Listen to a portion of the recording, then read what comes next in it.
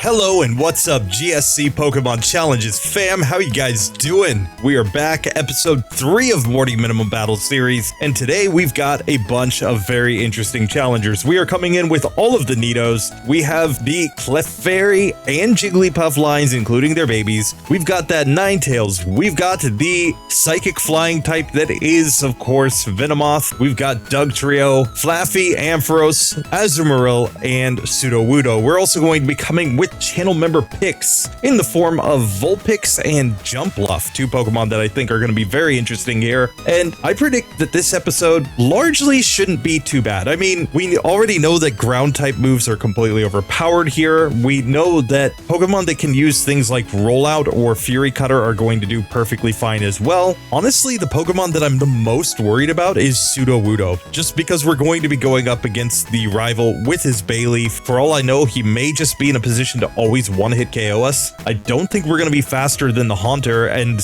so we're almost certainly getting cursed there. And sure, I can go Quick Claw, but if I need 2 or more Quick Claw activations in order to get through a fight, we're going to call that a fail because that's just not reasonable. But with that being said, we have to test this all out and find out how many Pokemon get through. Place your predictions down below. With that, I'm going to lead off with Nidoqueen, and then we'll check in on Nidoking and run down its line, assuming that it gets through. And Nidoqueen got through the last section with Double Kick, Scratch, Mud Slap, and Tail Whip. Overall, a pretty good moveset, but we're gonna have to see if we need to add on more moves here. I mean, Mud Slap is same type, so it should theoretically be a little bit stronger, but assuming that it doesn't work, we do have things like the Elemental Punches and Headbutt at our disposal before we have to go to any TMs that are gonna get us to the Broken TM category. We've also got Fury Cutter as an option, so we're just gonna have to investigate what it actually takes to get through rival number 3. And here, while battling the Kimono Girls, we actually get to level 23 and get to learn Body Slam with our Nidoqueen. So with that on the moveset, let's get into the rival fight, because if we can just get through the Haunter and the Magnemite with the Mud Slap, then I think we're good to go for the rest of the team. Body Slam's probably strong enough, but there's only one way to find out. So first up, we have the Haunter, of course. I'm going to go Mud Slap on this Pokemon. We are faster, but it still gets to use Curse. It was not a one-hit KO. Probably a critical hit does get us through there, though. Now, Body Slam on the Croconaw appears to be a 3-hit KO. Still, we're going to get the range, it looks like, to get through this Pokemon. We heal with a Berry. We're still going down on the next Curse, but here, Body Slam against the Zubat just barely misses the range to get the 1-hit KO. It could be a range here, I'm not sure, but this just makes me think the obvious play is to go down to Olivine. So now, rival round 2 at level 25. Once again, we're going Mud Slap here. It doesn't get the 1-hit KO, of course, but that's perfectly fine. Out next is the Croconaw. We go Body Slam. This still appears to be a 3-hit KO on this Pokemon, but we're getting through with better HP at least, and we can simply Mud Slap to finish it off. Out next comes the Zubat, and here Body Slam is now a 1-hit KO on that Pokemon. We can go Mud Slap on the Magnemite to get the easy 1-hitter, and just like that, we get through the rival without any real issues. Now, Mud Slap is still kind of weak. It's not like this move is going to one-shot Morty's Pokemon, I don't think, so it's very likely that we're either going to add on Fury Cutter or one of the Elemental Punches here, just to ensure that we have enough PP to get through all of these Pokemon. I'm going to stick with the Mud Slap for now, though. So without changing our moveset, let's just try Morty one time. Let's see if Mud Slap is enough. If not, I think I'm going to go for the Thunder Punch, because Mud Slap as a stab move should still be pretty good against Jasmine. So I think we'd rather have a coverage move that can cover Chuck's Poliwrath as well as the first 2 Pokemon on Price's team. So let's just get into this fight and find out if we can get through or not. So first up on the first Ghastly, we go Mud Slap. We do get a 1-hit KO there. Haunter's out next. We Mud Slap. It's going to be a 2-hitter, but it goes Nightshade. That's perfectly fine. Out next is the Gengar. We are faster. We hit the Mud Slap. It misses Hypnosis. This appears to be a 3-hit KO. We get through just fine. Lower accuracy plus the fact that it already misses all the time with Hypnosis is really not too bad. And the final Haunter is a 2-hit KO. Nightshade doesn't do nearly enough. So yeah, Stab Mud Slap is enough to get Nidoqueen through this gym without any real issues. As we've noted, we've got tons of moves that we can learn in the next sections. I do find it a little ridiculous that this Pokemon can learn Shadow Ball, which is a ghost type move which has nothing to do with it, but can't learn Sludge Bomb, which is a poison type move. It just makes no sense to me. We're basically stuck with only our ground type stab, and we're not going to get another ground type move until we get to Earthquake. In in the late game. So we're just gonna have to hope that all of our coverage is enough to get through all the gyms up to that point. Still, Nidoqueen has gotten through, so let's move on now to Nidoking. So unlike Nidoqueen, Nidoking is going to learn Thrash in this section. Thrash is also, of course, incredibly strong, just with the disadvantage that you get fused off of it. We also come in with better attacking stats with this Pokemon, so who knows, maybe it just gets through with one-shots from Thrash where we weren't getting those with Nidoqueen's Body Slam. We may still have to route down to Olivine, I'm not sure, but let's just test this out. So we will learn Thrash over Horn Attack here. I'm gonna keep Poison Sting just to have it for now. Maybe we could use Status somewhere. Obviously not in this section, but yeah, let's just see if Thrash is enough. But now it's time to see how we do against the rival. Keeping in mind, we're going to get confused by using Thrash. That could be a major disadvantage. So I'm actually going to give my Pokemon a Bitter Berry rather than the berry, hoping that we can just snap ourselves out of confusion and use the right moves at the right times. Let's see. So first up on the Haunter, of course, I'm going Mud Slap. It's going to be the 2-hitter, but it goes Curse, so it goes down. Out next is Croconaw. I'm going Thrash. This looks to be a 3-hit KO. It goes Leer, but then we get a critical hit. Zubat is out next. We continue thrashing. We had to heal with our Bitter Berry, but now Thrash is still doing good damage even against the Magnemite. We hit ourselves once in confusion though, and that causes us to go down. Still, this appears to be a winnable fight at our current level. So back to Magnemite again. Once again, we use Thrash turn 1, and it simply knocks us out with a Sonic Boom. There is a situation here where we're nearly 2-shotting against the Croconaw, but we're ending up in a 3-hit KO range. So that is what makes me think that maybe going south to Olivine is the way to go. So back now 2 levels higher. The strategy is the same on the Haunter, just go for the Mud Slap. But now let's see what range we get on Croconaw. I go Thrash. This looks like it might be a 2-hitter here. Sure enough, we get the 2-hit KO range. So we heal up with the Bitter Berry right here on the Zubat, but we can yet again just get a 1-hit KO there. Thrash still does about half to the Magnemite. We survive against Sonic Boom only to hit ourselves in confusion after that. The problem here is that we have to use Thrash twice, and it makes me think that maybe, just maybe, a moveset change is in order. For example, if we replace Poison Sting, which is incredibly weak, with Headbutt, then in theory we could use Headbutt on the Zubat, and that might still get the 1-hit KO without us getting confused after that. So let's just test this out and see. So here we thrash down the Croconaw, out comes the Zubat. Well, we still were in Thrash though, so yeah, if we get a 3-turn Thrash, that also works, and then Mud Slap gets the 1-shot on the Magnemite. Still, the Bitter Berry is the way to make that even like somewhat consistent, but I also think adding on a move like Headbutt is just logical there. But with that, it is time to take on Morty and just see how we do with our Mud Slaps here. I expect this one to be about the same as Nidoqueen, but let's find out. So of course, on the first Ghastly, I go Mud Slap, we get the 1-hit KO. Haunter comes out next, we go Mud Slap, still not quite a 1-hitter, but it is a 2-hitter, perfectly fine. We are faster than Gengar, so we Mud Slap. It still hits Hypnosis here, so we're getting destroyed by the Dream Eater. Obviously that can happen, it's not very likely to happen after we Mud Slap him once, so let's just try this again. This time we get cursed by the Haunter, but that shouldn't make a big difference as long as we don't get put to sleep. Here we get the 2 misses from Gengar, which is much more normal when you're using Mud Slap, and we get to the final Haunter where we simply use 2 of our Mud Slaps in Nightshades. We're down to 5 HP, but we still manage to get through. Morty goes down on the second attempt. So once again, Nidoking has made it through. It's basically the same as Nidoqueen. I actually would argue a little bit worse because it doesn't have Body Slam. Body Slam is such a good move. It gives us a chance in a lot of situations because we could get the added chance of paralysis. Whereas Thrash, while it is stronger, the fact that you get confused from using it means that it's going to be kind of hard to use effectively in certain battles. Probably going to end up replacing that with Max Power Return at some point. Still, we got through for now with Nidoking. Let's step down through our evolutionary line now to Nidorino. Now, of course, Nidorino has been helped a lot by having Horn Attack up to this point, and of course, it also knows Mud Slap. The problem is that it doesn't have a same type attack bonus with that move, and obviously it's weaker than the Nidoking, so I'm not sure if we're actually going to have such an easy time getting through with this Pokemon. Strength and Headbutt are our only non-unreasonable TM moves that we can learn here. Otherwise, I mean, we can learn things like Thunder and Blizzard, but we'll just have to see if we need those types of moves or not. Now, since we already know know that Nidoking and Nidoqueen needed to go to Olivine, I'm simply going to route there with the Nidorino as well, because it's not really our type disadvantage that was causing us to have to go down. It was the fact that we weren't dealing enough damage to our opponents, and we weren't survivable enough to deal with the curse. Nidorino having lower attack and not having the same type attack bonuses makes me really think this Pokemon just needs the levels to get through the Rival 3 fight. So coming into the Rival with Nidorino, we have to see how we do here without the same type attack bonus in Mud Slap. I'm guessing that even with Curse, it's going to be a 2-hit KO on the Haunter, but we'll just have to see. So first up, we go Mud Slap on the Haunter, and sure enough, this is going to be a 3-hit KO, and it simply goes Curse. So we get Cursed there, nothing we can do, and Magnemite is a 2-hit KO with this move as we get confused. We still manage to knock it out. Out next comes the Zubat. We're going to go for the Horn Attack here. This also will be a 2-hit KO. We do have a Goldberry on though, so we did manage to knock that Pokemon out. We have decent health as we go to the final Croconaw, and this one appears to be a 4-hit KO at our current level, so we simply get knocked out thanks to Curse plus this Pokemon doing damage to us. So that pretty clearly doesn't work. The fact that the Haunter survives at least 2 Horn Attacks, even if it didn't go Curse turn 1, it's still going to go Curse turn 2. So we need a moveset upgrade with this Pokemon, and I think the only logical play is to go Hidden Power here. My logic here is that I would rather go Hidden Power here than use Rare Candies here. And you might think that that sounds a little bit backwards, right? Why would you go making a Pokemon unreasonable here in exchange for not using Rare Candies? The reason is because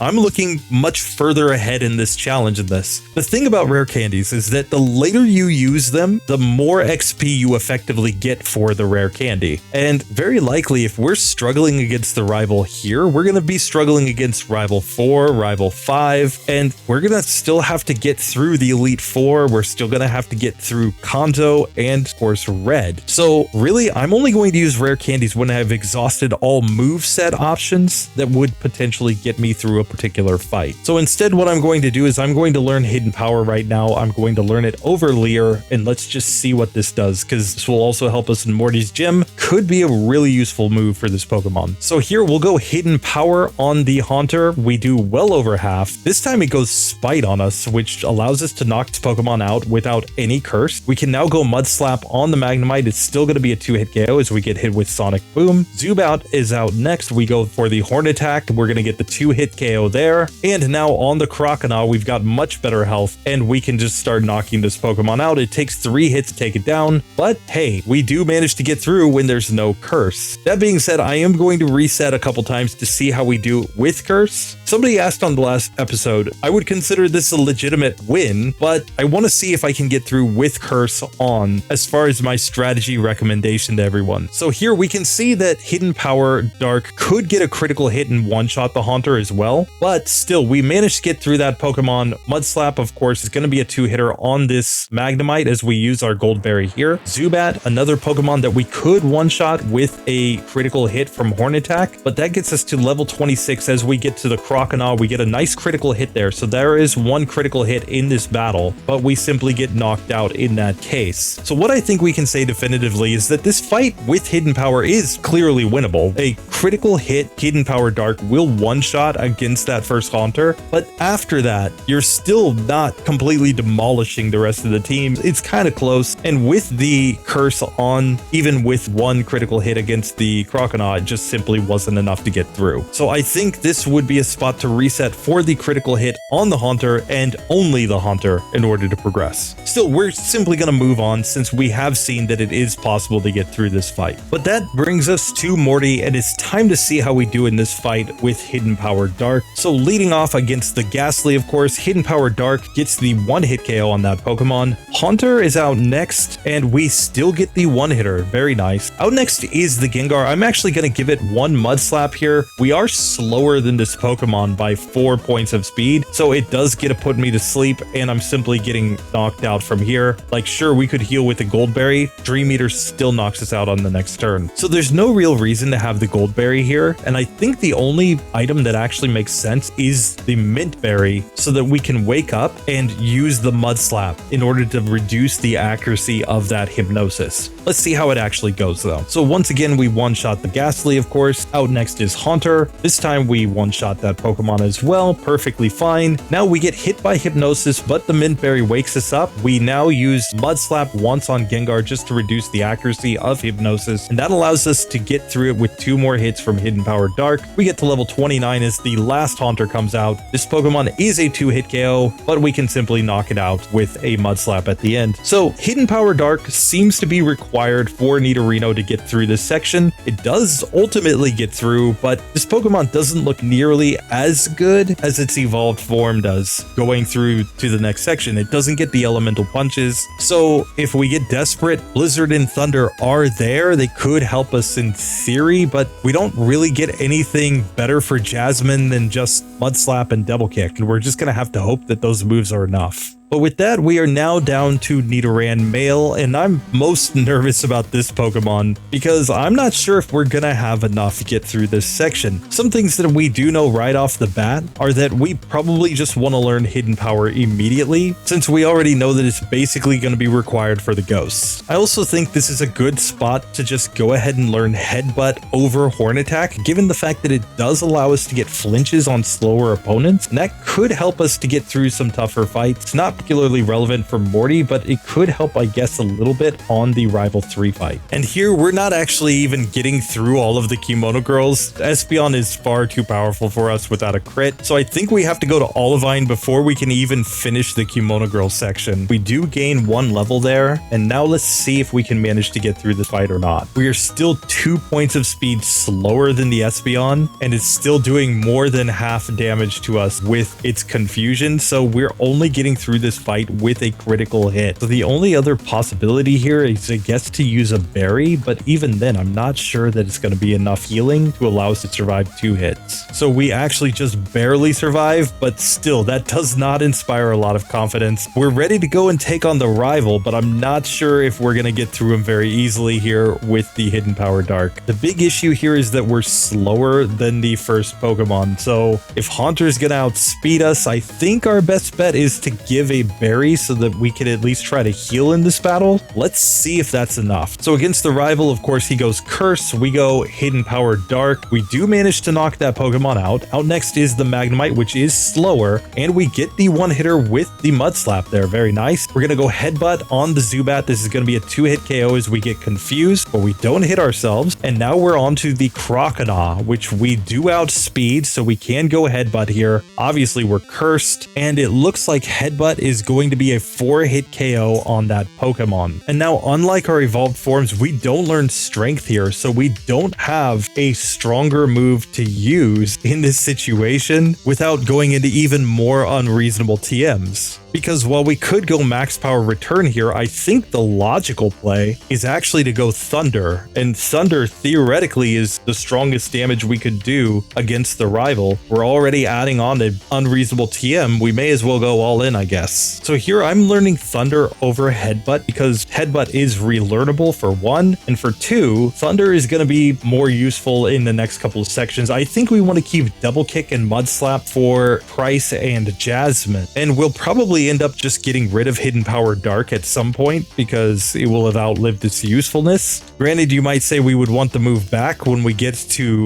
Will at the end, but Will's team is basically weak to Blizzard and Thunder, so Blizzard and Thunder might be our best moves at that point. Anyway, let's get into this and just see how this fight actually goes now with these upgraded moves. So Hidden Power Dark is still stronger here against the Haunter, so we'll simply go for it. We get Lick this time, but then he goes Curse. He's always going to get the 2 turns on us. Next, we can still go Mud Slap on the Magnemite. We don't get a crit this time, so it's going to be a 2-hit KO. Nothing we can do there. Zubat, we're going Thunder. We get the 1-hit KO on that Pokemon. Now Croconaw, Thunder, does well over half and gets the Paralysis. So with that, I think we've got this one in the bag as long as we land a hit. We miss, but then it's fully paralyzed. so we win on the next turn. But yeah, that is really, really close, honestly. And we had to go 2 unreasonable TMs to get to this point. So I don't feel very confident in this Pokemon. I think we're still going to get through Morty with the Hidden Power Dark, but going forward, Nidoran male's just going to be too weak, I think, to get through everything. I could be proven wrong. It might be able to outperform my expectations, but I think this Pokemon's days are numbers. Still, we managed to get to Morty without any major issues, so let's see if Mud Slap and Hidden Power Dark are enough. I am going to give the Mint Berry here just to be safe, since that could allow us to wake up from 1 Hypnosis and then be able to get a Mud Slap on the Gengar, similar to what we did with the Nidorino. So here against the Ghastly, of course, Hidden Power Dark gets the 1-hit KO. Haunter is out next, we outspeed. Hidden Power Dark is still a 2-hitter though, as it uses Curse. Now we're gonna go for the Mud Slap just to try to reduce the accuracy of that Hypnosis from Gengar. It still hits the first one after the Mud Slap, but it misses the next one, so we get through that Pokemon. Curse is taking a toll here though. We get Nightshade from the Haunter, and we don't get the 1-hitter, so we simply go down. So let's go back and try this one again, because maybe we can get better luck, but honestly, this one feels pretty darn bad. Here, if we can get through this Pokemon without Curse though, we might be okay. Instead, he still got Curse. So a critical hit Hidden Power Dark would one-shot that Haunter, but without it, I think we don't really stand a chance.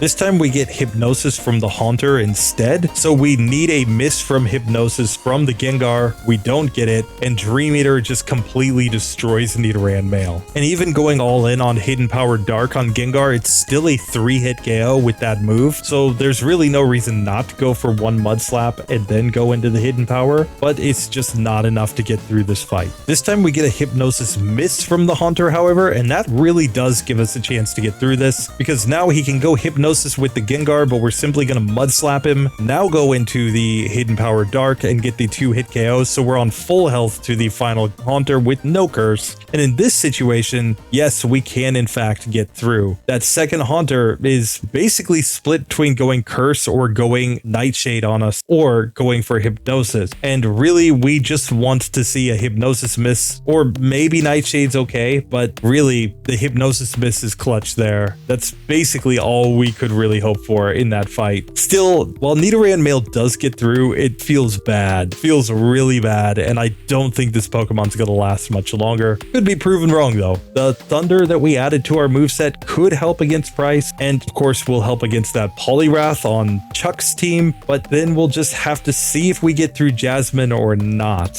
That's all coming in the next section though. For now, with 2 unreasonable TMs, Nidoran male does manage to progress in this challenge. So Nidorino and Nidoran male both join the OPTMs column. I'd really be interested to hear what you guys think about that Nidoran male though. Should we disqualify a Pokemon if it has to use 2 unreasonable TMs? I'm not sure, but I would say that that Pokemon felt worse than Pidgey. In spite of the fact that Pidgey also was going Return and Hidden Power Dark, at least Return is a TM that you would actually pick up in the department store. You wouldn't have to waste a bunch of time at the casino to get the coins. So yeah, but if you're doing any sort of normal challenge and you want to finish in any sort of reasonable time, don't run these Pokemon. They're bad. Anyway, that brings us to the next section where we are going to check in on our Clefable and our Wigglytuff and then step down through their evolutionary lines, and we're going to see if the babies keep going. But let's lead it off with our Clefable. Now, Clefable, of course, has Metronome, so it theoretically can use any move here. Otherwise, it's rocking Double Slap, Sing, and Moonlight. Honestly, though, I think this Pokemon basically just comes down to if we don't get enough consistency out of our moves, we can simply replace the Double Slap with something better, like Rollout here, and that's probably enough to get us through this section without too much difficulty. We'll just have to see, but for now, I'm going to run with this set as it is. So let's just get Clefable into the Rival 3 fight and see how it goes, because we know we've got plenty of options, but I still want to kind of see how this goes with the Metronome. So first up, against the Haunter, obviously we have to go Metronome. We are slower than this Pokemon. We use Dragon Breath, and now Defense Curl, so we're definitely not getting through this first one, and then it baton passes, so we would fail anyway. We finally do get through with a bite, but we've taken so much damage due to the fact that Metronome wouldn't use the right moves, and now we're using Clamp, so we're clearly not getting through at our current level.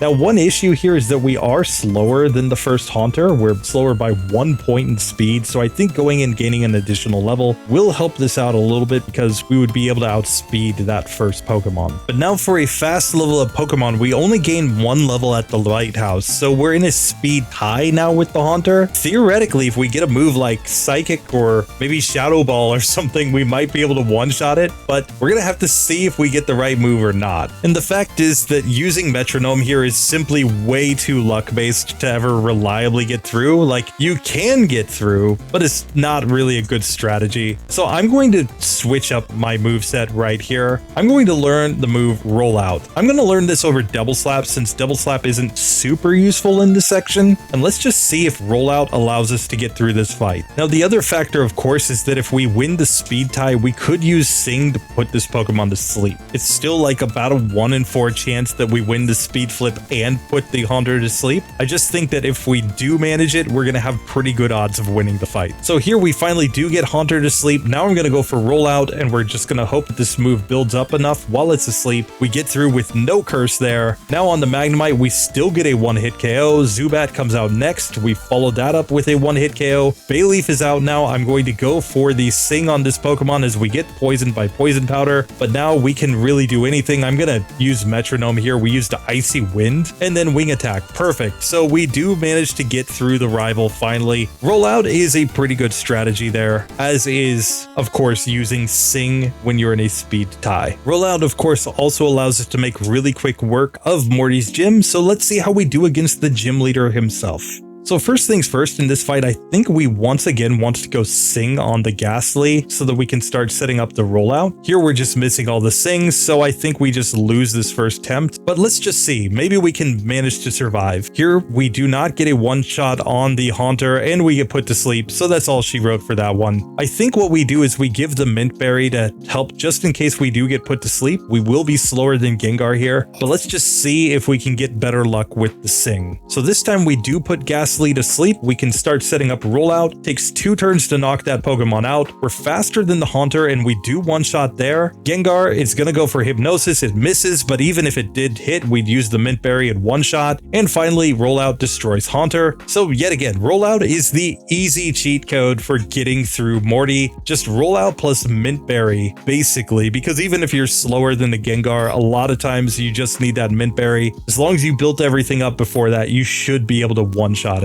Still good to see that we get through with Clefable without too much difficulty. We've kept Metronome on just in case we want some shenanigans later, but this Pokemon has so many TMs that it can learn that I'm really not too worried about it for quite a while. So with that Pokemon done, now let's move on to its counterpart, which is Wigglytuff. And Wigglytuff, for its part, already knows Rollout from the previous section, so we're not even going to have to learn the TM in this part of the game. Because it already knew Defense Curl, Rollout was such a logical strat to go for that we're basically going to do the same thing here. Defense Curl, Rollout, and hope that it's enough to just sweep through the team. Now, the big thing with Wigglytuff is that it's nowhere near as fast as Clefable, so it's not like we could even just go down to the Lighthouse and gain a level and be in a speed tie with the Haunter. So I think the only way that we get through here is basically to go for the Rollout strat and just hope that it builds up enough. Now, fortunately, Haunter doesn't have any damaging moves that can affect this Pokemon, so what we're going to do is simply go for Rollout at the beginning. Yes, it's going to take a couple turns. He can go Mean Look. It really doesn't matter. Magnemite's out next. It's going to take a couple hits to knock this Pokemon out, and we get confused. So that's maybe what we actually want to worry about is confusion. So this could be a spot where a Bitter Berry is the way to go. I also think that we should probably set up Defense Curl first and then go for Rollout on the Haunter. So that's what I'm going to do. I'm going to Defense Curl turn 1 and then go Rollout turn 2. It should achieve the same result. Instead, we're missing all of the rollouts though, so this one's probably just not gonna go. Still, we managed to get through that Pokemon with 2 HP remaining, only to not one-shot against the Magnemite. This time we are getting better ranges, and we recover from our confusion on the Magnemite. Zubat comes out and gets one-shot, and Bayleaf comes out to get one-shot by Rollout as well. So it turns out that the Haunter is a one-hit KO range after we use the Defense Curl with Rollout. rollout. So probably going to the lighthouse to get one more level would make that more consistent, but it is actually possible to get through. Curse is on. We don't really care because we're not going to avoid it. You could say Quick Claw into Sing, but that's only like a 5.5% chance of getting that to work, which is worse than the odds of a critical hit. So we're simply not going to go for that strategy. And it kind of informs what we're going to do with the unevolved forms, that we're probably going to have to go for some defense curl rollout strats, but we're probably going to have to go to Olivine first. Anyway, let's get into the gym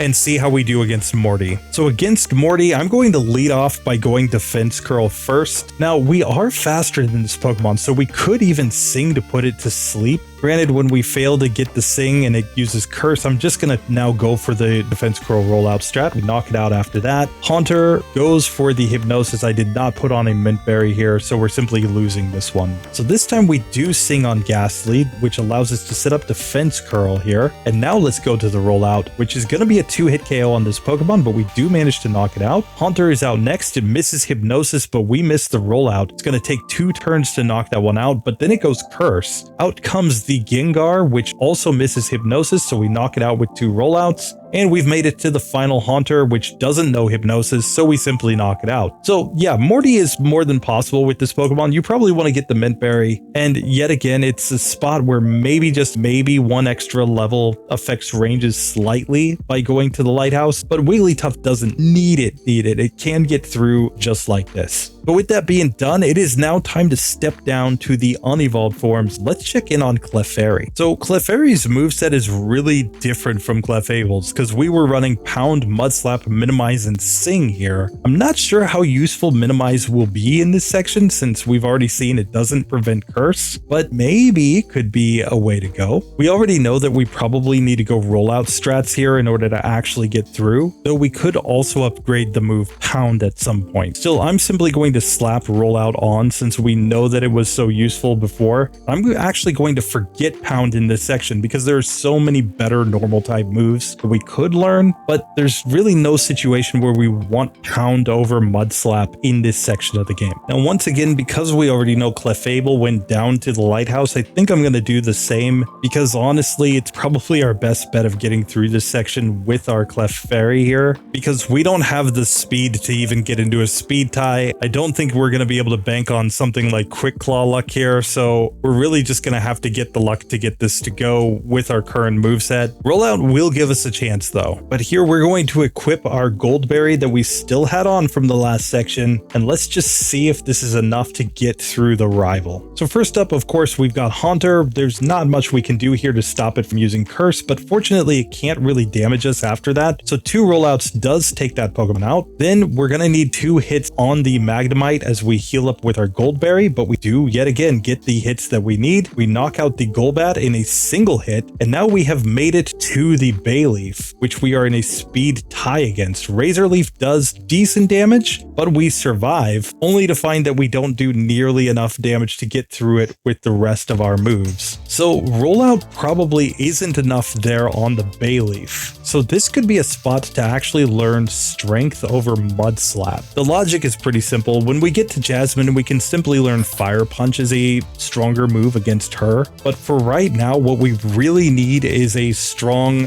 attack that will be able to hopefully take down that Bayleaf fairly quickly. We could also go Headbutt in order to get the flinches on that Pokemon. So I'm not really sure. I'm going to go Headbutt first since this TM is replaceable and technically we'd have to wait for the move deleter to get rid of Strength. Let's just see how this move goes. So at the start, there's no change. We still just have to go for rollout on the Haunter and go for the 2-hit KO to knock that Pokemon out. Magnemite next, we go for the rollout. It goes for Supersonic. We get confused, not ideal, and we didn't even get to use the Goldberry because we hit ourselves in confusion. Next attempt, we're back to the Magnemite. Yet again, it confuses us, but this time rollout does connect and knock that Pokemon out. Rollout then misses on the Zubat as we heal with the Goldberry. I'm going to go Headbutt here, and we do get a one-hitter with a crit. Now we've made it to the Bayleaf. It goes Reflect though, and Reflect is like the worst possible move. That had us down to doing only 14 damage with our Headbutt. So all in all, this is really not looking good. Still, we managed to get through to the Bayleaf again. This time we've already used our Goldberry, and it goes Poison Powder on us. We do get to use a couple headbutts, but it's not doing nearly enough damage. So here, I'm going to try going Fire Punch instead of Headbutt, and let's see what this move does for us. Of course, the logic of Fire Punch is very simple. It's a super effective move here against the Bayleaf, and it does about half. So if we just win one of the two speed ties, we should be able to knock that Pokemon out now.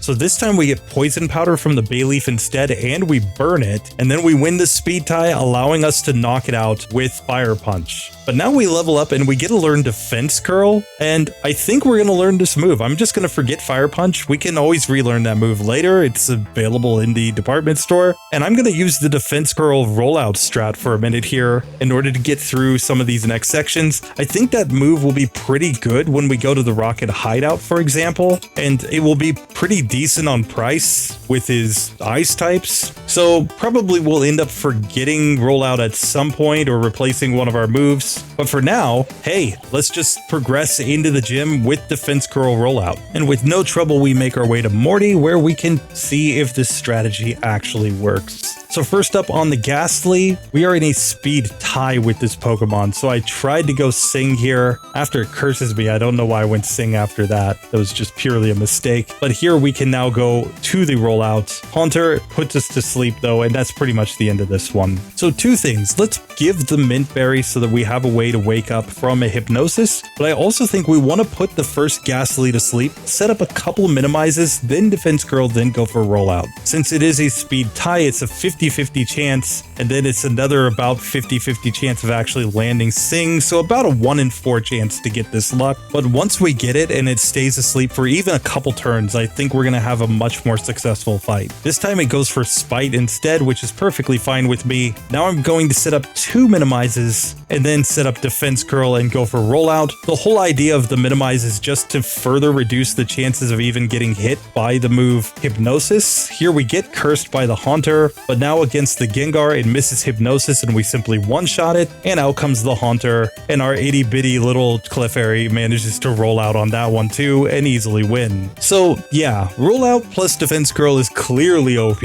I'm not sure how far it will actually take us in this one though, because of course Price and Jasmine are made to be the counters to that strategy. But when the time comes, we may just look and say, maybe Defense Curl's the move that has to go, because it can be relearned via TM later. For now though, I think the strategy will get us through Price's gym, and I think it will get us through the whole Rocket timeline. Yes, I know there are a couple Magnemites in the underground, but I'm pretty sure we could put them to sleep, set up minimize, and then just go into the Defense Curl rollout and get through. So I'm pretty confident in Clefairy for a while. The only issue with this Pokemon is speed. I'm really not confident in its ability to outspeed opponents, and that might make Chuck's gym borderline impossible. We'll just have to see. But with Clefairy done, let's check in on our Jigglypuff and see if it can match this level of success. So Jigglypuff, of course, already knows Defense Curl rollout together with Mud Slap. It does not have minimize strats, so it's gonna have to rely on this to get through. But I think we can get through with this strategy, given the fact that, well, yes, we are even slower than Wigglytuff. We know that the basic premise worked. Still, I think this is the first Pokemon that we've had that will even be slower than the Magnemite, so I think we should go down to Olivine to gain as many levels as possible. So here against the Rival, I'm really not sure how this is actually going to go, but obviously we're going to lead off with the Defense Curl and then go into the rollout here on the first Haunter. This is going to take 2 hits to knock this Pokemon out. Out next is the Magnemite. We are just barely faster than this Pokemon, and we missed the rollout, so that's pretty much all she wrote for the first attempt. Next attempt, we still don't quite get a one-hit KO with rollout on the Magnemite. We will get to knock out the Zubat, but now rollout is finished as we go into the final Bayleaf, and we don't have enough HP to get through that Pokemon. Nor, of course, do we have the speed. So this is a spot where a Healing Berry definitely could help. We're gonna see if it allows us to maybe maybe get through a little bit easier by having a way to heal a little damage. We might have to go Goldberry in this one though. But here, once again, we simply don't have enough HP. Now, one other possibility is to go a Hard Stone and see if the extra damage for our rock type moves is enough to get this. So here with the Hard Stone on, we can once again go for Defense Curl and now go for Rollout, and let's see the damage. We still need 2 hits to knock out the Haunter. The Magnemite's out next. We miss the Rollout, so we don't even get a C. Let's try again. We still do not get a 1-hit KO on the Magnemite, even when holding a Hard Stone here. So it's pretty clear that we're just not going to be able to get through this fight in our current state. So here I'm going to replace Mud Slap with Fire Punch and just see what that does to our ranges. So we make it to the final Bayleaf. It simply knocks us out. Maybe what we want to do is go back to the Goldberry here. Of course, Goldberry is the most healing that we could possibly get in this fight, and as I've mentioned, they're technically farmable. So let's just see if this manages to get us through. So here, Fire Punch is going to be a 2-hit KO on that Pokemon anyway, so we may as well just go for it. And then Fire Punch one-shots the Magnemite. So now, theoretically, we can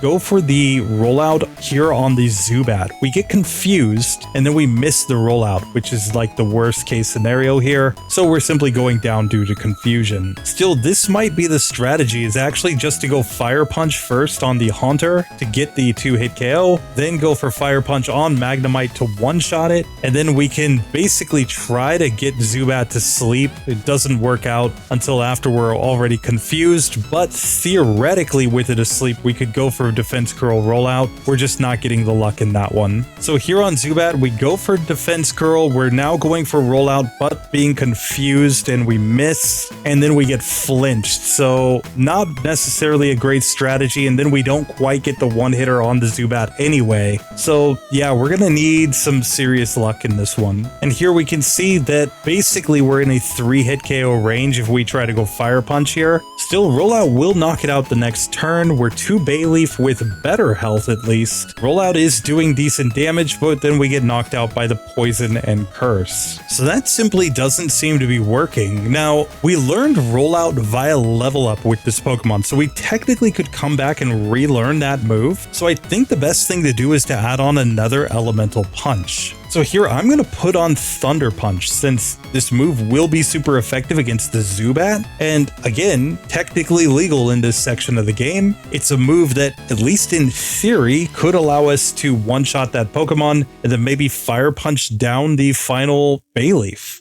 So now as we get back to the Zubat, it goes supersonic and we get confused, but we heal up with the Goldberry. Let's just see what Thunder Punch does. It does get the 1-hit KO on that Pokemon. Now we can go into Fire Punch on the Bayleaf. It's gonna be a 3-hit KO on that Pokemon though. Possibly a range, but probably not. So it's pretty clear we need a run where we don't hit ourselves in confusion to have any real shot of getting through that Zubat. And it is a range on the Zubat. It's not a guaranteed 1-hit KO. Still, we do get to the Bayleaf and heal with the Goldberry right here. It goes Reflect, which doesn't really matter since we're using the Fire Punch. We just don't quite get the range to knock this Pokemon out. So now we're in a kind of tough spot, because even with a super effective move, we're just not getting the ranges that we need to get through that last Pokemon. So it seems like the only way we're going to get through here is with a critical hit to effectively get one more turn in order to damage our opponents. And realistically, we just have to get a good range on this Zubat, but we have to avoid ever hitting ourselves in confusion there, get the heal, and then we really need a critical hit on the Bayleaf. So this time we do get the range. We're not confused going to Bayleaf. We still have the Goldberry on. It goes Reflect turn 1, which is perfect. We now get a heal. It goes for Growl, and as long as it doesn't knock us out here, we finally get through. That was 21 attempts at the rival to get through that fight. Like I said, technically a critical hit on the Bayleaf would get you through in 2 hits, and that's much more reasonable. You could still hit yourself in confusion once and still manage to get through in that situation, but otherwise you're looking for a situation where you don't get confused, don't hit yourself in confusion, are able to heal up with a Goldberry, and you're just barely getting through that fight. But with that done, I'm actually going to go back to Rollout on my moveset here. I'm going to forget, I think, Thunder Punch right now. Obviously we could relearn this move as many times as we want to because it's just available as a TM. But for now, I think rollout is the better strategy here in Morty's gym. So with that, let's just see if we get through Morty much easier than the rival. Of course, we're slower than everything on his team, so I'm just going to go Defense Curl on the first Pokemon, and then let's go into the rollout strat. We missed the first rollout, but we hit the next one. Haunter comes out next. It goes Hypnosis. We definitely need a Mint Berry in this one to get through. So the next attempt, we get a Hypnosis miss from Haunter and one-shot it. We're 2 Gengar. It does land Hypnosis, but then rollout one-shots that Pokemon as well. We could learn Rest at this point, and honestly, this move could be really useful. So I'm going to actually learn this move over Fire Punch. We could always replace it later if we decide that we don't need it, but Rest gives us a way to heal in battle, and that could be all we need to get through some later battles. Still, that was brutal getting Jigglypuff through. I feel really nervous about Igglybuff now, but hey, we are through with this Pokemon, and it is going to move on to the Price, Chuck, and Jasmine section. Jasmine could be rough. Chuck could be an absolute nightmare for this Pokemon because we're so slow. We're basically guaranteed to get hit by something, and I don't think we really have a good strategy against anything there because it's not like we get to learn Psychic. So yeah, Jigglypuff might be out pretty soon, but it is here now. Let's move on now to Cleffa. And of course, Cleffa was running the Nightmare strat in the last section. I think we're going to have to upgrade in order to get through this part though. I'm simply going to learn Rollout immediately, and I'm going to forget Sweet Kiss in order to do it, because otherwise I just see no way that we get through this section. We're slower than everything, so it's not like we can outspeed and use Sing and then go for Nightmare. So this is the real answer to the Sleep Nightmare strat, is just when your Pokemon's too slow to actually execute it. Fortunately, Sing plus Nightmare plus Rollout is enough to get through all of the Kimono Girls, but yet again, I think we're going straight down to Olivine with this Pokemon. And while we did manage to make it through the lighthouse, it was not without troubles. We actually had a ton of resets in that section alone, just due to the fact that we weren't outspeeding all of our opponents. Even the Pikachu trainer was giving us a little bit of difficulty, so I feel really nervous about Cleffa coming in here to the rival. Let's see how this goes. So of course, he leads off with Haunter, and we've got nothing to do other than go for Rollout here. We are going to take 3 hits just to knock that Pokemon out with Rollout. So Magnemite then takes an additional 2 hits, and we simply do not survive. Now granted, we can give a Gold Berry to try to heal up, and let's see what that does for us here. And now the issue is that we really can't miss any rollouts on the Magnemite, otherwise we simply end up not dealing enough damage in order to get through this Pokemon. If we do hit them all, we should be able to knock it out though, so I'm going to try this just a little bit more. So this time we do manage to knock that Pokemon out. We are slower than the Zubat that comes out next, and we get flinched though, so yet again that is not working. So it seems to me like we pretty much have to use a different move here. I'm going to try to go Fire Punch here instead and see what kind of range I get, basically just forgetting Charm in order to use this. So here it still takes 2 turns to knock out the Haunter, but now as we're in a speed tie with the Magnemite, we can use the Fire Punch to get a 1-hit KO there. Now let's see if we can go Rollout on the Zubat. We heal with the Gold Berry, we don't get flinched and knock it out. Out comes the Bayleaf, it goes Razor Leaf. Didn't do that much damage though without a critical hit, so we do manage to get through with Cleffa. It's really close. You need no flinches, you need no confusion, but with Fire Punch in the place of Charm, we were able to get that fight to go. The whole issue here is just being slower than everything though, and that's the problem with Jigglypuff and these babies. They just aren't going to be survivable enough with their fairly low stats, but especially that low speed. Still, we can get into the gym. I'm just going to spam Rollout here, and let's see if we can make it all the way to the leader. Fortunately, we do make it to Morty without any major issues. We've got the Mint Berry on, and let's just see if this will be enough or not. Of course, the first Ghastly simply goes Curse on us. We're going to go into our Rollout spam, of course. We have to use our Mint Berry on the Haunter because it goes Hypnosis. Gengar comes out and misses Hypnosis only for us to miss the rollout. And with the curse on, we simply go down. Now, I don't know, it might be worth it to just go Fire Punch on that first Ghastly and then try to go for rollout on the Haunter. So we do knock that Pokemon out. As we get to the Gengar, it's not a one-hit KO. We needed 2 hits to knock that Pokemon out, and rollout finishes before the final Haunter, so we didn't even get through there. So at this point, I'm thinking the best play is probably to go Hidden Power Dark over the place of Fire Punch. But let's just see if we go like all in on a move like Fire Punch, what does that do for us? So Fire Punch on the Haunter is a 2-hit KO. Well, not quite. It actually takes a burn to get that Pokemon to go down in 2 hits. And then we're simply not going to be able to get through the Gengar. So yeah, I think the Hidden Power Dark is the way to go. So now with Hidden Power Dark on the moveset, let's just see what that does to our ranges. We one-shot against the Ghastly. Now Haunter is not quite a one-hitter, so I'm gonna try this one again, but maybe that's where we try to then go for the rollout. So here against the Haunter, we get it down nice and low with that Hidden Power. Now let's see if we can go rollout. We knock that Pokemon out after it hits Hypnosis, and now on Gengar, how many hits is this gonna take? Definitely more than we got there because we got put to sleep and Dream Eatered. So this time we're 2 Gengar without using our Mint Berry, so it puts us to sleep turn 1, but we get to see that Hidden Power Dark did about 34 HP. This could be a 2-hit KO range, but we certainly didn't get it there, and we get completely wrecked by the Dream Eater once it gets us to sleep. And this time we get a slightly better range of 35 damage to the Gengar. So in theory, 2 hits could allow us to get through this Pokemon. In fact, it's enough, so we do knock it out. We get to the final Haunter, still with enough HP to get 2 hits on this Pokemon. And just like that, Cleffa does manage to get through. It takes Hidden Power Dark to do it. You're not really dealing enough damage with the rollout in order to get through that there. So yet again, not super consistent by any means. It's got me really nervous for the next couple sections, but Cleffa does manage to get through on minimum battles through Morty. So we're ready to move on through the rest of the game. Of course, I'm rooting really hard for Cleffa because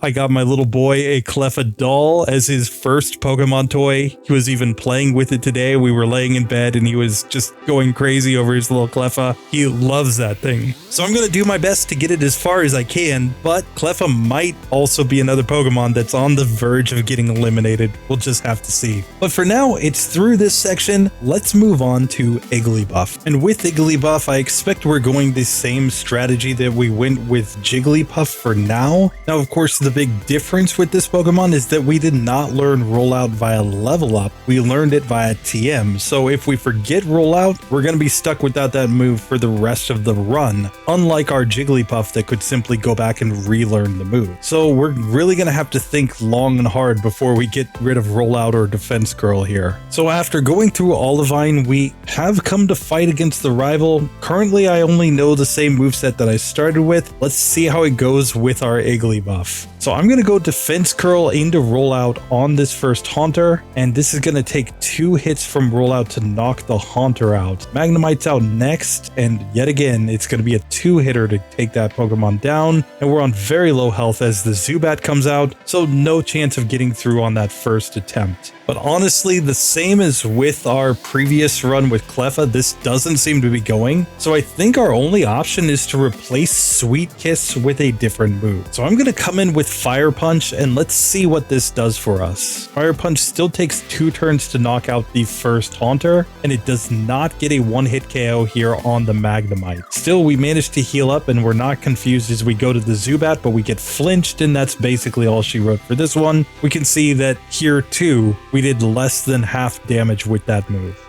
Now we could in theory forget Defense Curl here because Defense Curl is a TM. It could be relearned later. It would just stop us from using the Rollout Defense Curl strat at this point in the game. The benefit on the other hand is that we can add on another TM move like Thunder Punch to get a better range on that Zubat, but it's still not going to be a one-hitter from the looks of things, so it may or may not actually be worthwhile. The other possibility is to add on Hidden Power Dark Dark to try to get the one-hit KO on the Haunter, giving us one additional turn later on in the battle. So I'm going to go Thunder Punch first just to see how it goes, but not super confident here. So here we can go Fire Punch on the Magnemite. Yet again, we do not get a one-hit KO here, and we simply get knocked out even there on the second Pokemon. This time we get a much better range as we get to the Zubat. Now let's see what Thunder Punch does. It is a 2-hit KO on this Pokemon, so we're still taking curse damage on that Pokemon. Finally, we've got Bayleaf coming out. We still have Fire Punch, but we're confused, hit ourselves in confusion, so we don't even get to see the range. Once again, we do get the one-hit KO on the Magnemite though, so that one is clearly a range, and here we're just getting flinched by the Zubat, so we still have not seen the range on the Bayleaf.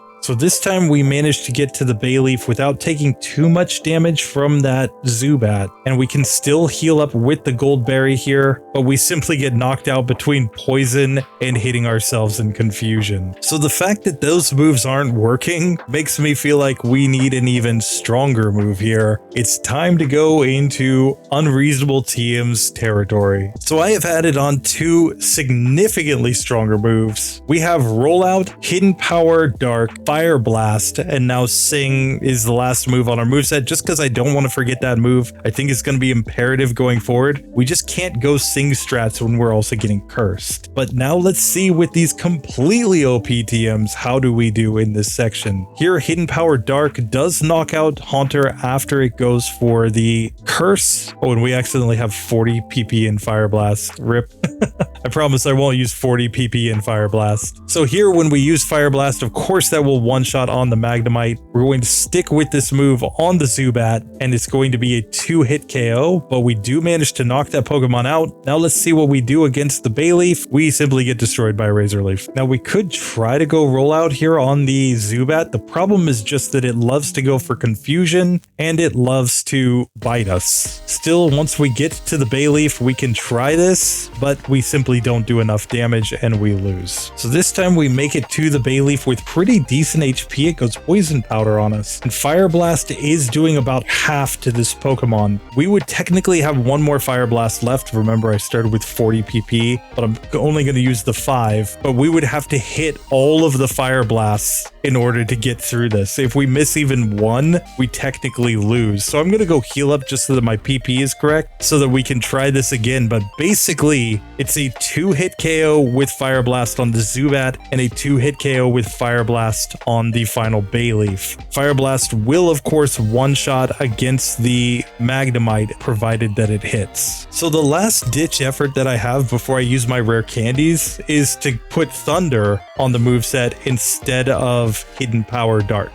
I think that it has enough power to still take down the Haunter, but the real key is being able to one-shot the Zubat. Let's see if we can get this to work. So here on Haunter, Thunder does one-shot that Pokemon. Now we need to land Fire Blast on the Magnemite, but at least that gets us a little extra PP to work with. Zubat comes out next. We land Thunder, so it is a 1-hit KO. We're to the final Bayleaf now, but we have to land the Fire Blasts, and we're simply missing way too much. Obviously, Fire Blast is more accurate than Thunder, but we're gonna have to get a fair bit of luck to get this to go. Now, it's worth noting that Thunder is actually a range there on the Haunter. It's not guaranteed to knock it out after Curse, but it is guaranteed to one-shot Zubat provided it hits. So back to Bayleaf again. We land the first Fire Blast. We're gonna heal with the Gold Berry, and now we've got to land the second Fire Blast. So we finally managed to get through, but we had to go way broken. Fire Blast and Thunder. You would be grinding for a small eternity at the casino, but it is possible to get those two moves at this point, and that's what you would actually need to get through this section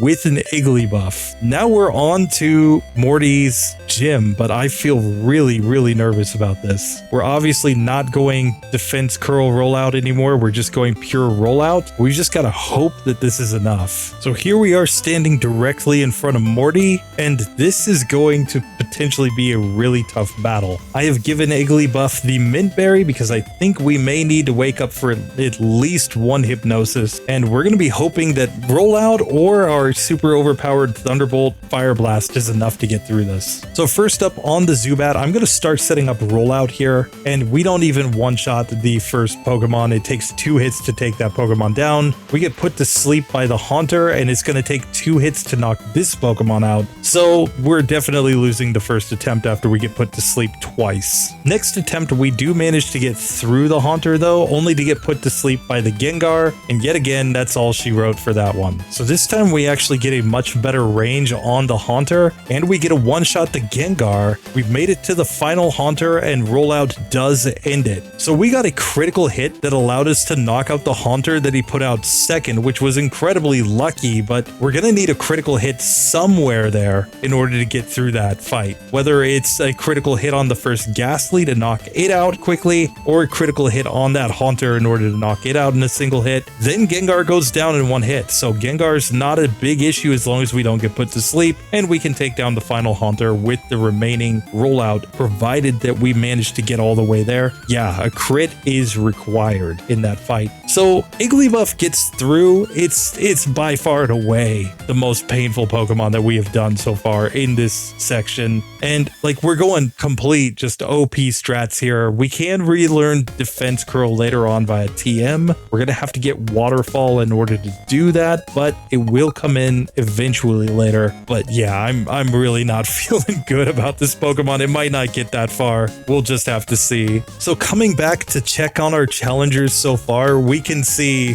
that unreasonable TM section is growing and growing quickly. And I think that might be a defining part of this section. Like, the Whitney section gave enough reasonable strategies between TMs and just level up moves that allowed us to get through pretty reasonably there. But now we're reaching the point where some of the weakest Pokemon have to go all in on the strongest possible moves, even if they would be required to grind at the game corner, or that would be required to max out Friendship with Return, or they'd be required to play to this point in the game, check their hidden power type and reset if it's not super effective against Ghost. There's just tons and tons of situations like that coming up now, where the difficulty ramp is certainly coming in at this point. It may not seem like it because everything is passed so far, but I think we can really compare the number of passes to the number of unreasonable OP TMs Pokemon and see that this is definitely becoming harder. Still, we did manage to get all those Pokemon through, so let's move on to the next section. And now I think it's time to check in on our Ninetales and our member pick, that is Vulpix. So now with our Ninetales, we have a pretty fast Pokemon that will learn enough moves, I think, to get through the section without too much difficulty. Headbutt, Swift, and Dig are all available without us going into unreasonable TMs here. Still, I'm going to try to go without TMs if I possibly can, and let's just see if that actually works or not. Starting, of course, with the Rival 3 fight, we're already faster than the Haunter, and we know Ember, which can hit Ghosts, so just a question of whether or not this will be enough, or if we need to add Dig on. I'm very much questioning if I do add Dig, where to add it. Maybe over Quick Attack is the way to go, just because I think most opponents in this next section were going to have decent enough coverage between Dig and Ember to get through. But let's just see. We'll